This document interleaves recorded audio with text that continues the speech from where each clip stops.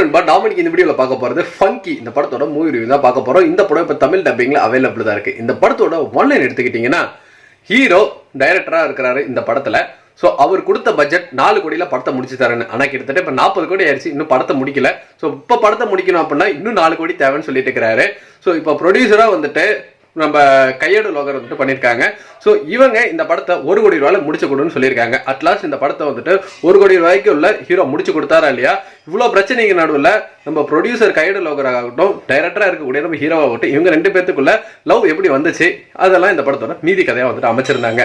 படத்தை டைரக்ட் பண்ணிக்கிறது நம்ம அனுதீப். ஸோ அனுதீப்போட படங்கள் எப்படி இருக்குமோ அதே வரிசையில் தான் இந்த படமும் இருக்கு. சில்லி காமெடிஸை வந்துட்டு அங்கங்க டைலாக்ல வந்துட்டு பிளேஸ் பண்ணி தான் அவரோட ஒரு ஃபார்முலா வந்துட்டு எல்லா படத்துலையும் வந்துட்டு அமைச்சிருப்பாரு.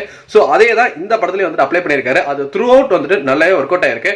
படத்துல வந்துட்டு பெருசா இந்த எமோஷனல் அழுகிற மாதிரியான காட்சிகள்லாம் வந்துட்டு எதுவுமே இல்லாம ஸ்டார்ட் டு எண்ட் வரைக்கும் வந்துட்டு வித்தவுட் எமோஷனல் நல்லா வந்துட்டு ஒரு லாஃப்டரா இந்த படத்தை வந்துட்டு பிரசன்ட் பண்றதுக்கு ட்ரை பண்ணிருக்காரு அனுதீப். அதுல அங்கங்க வந்துட்டு காமெடி நல்லாவே ஒர்க் அவுட் ஆயிருக்கு.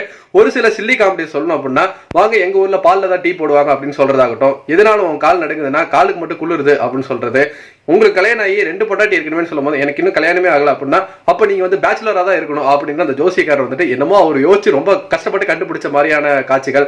அவர் வந்துட்டு நார்மலா வந்துட்டு கே தான், ஆனா பக்கத்துல ஜி ஆயிடுச்சுன்னா அவர் வந்துட்டு ஜி கே.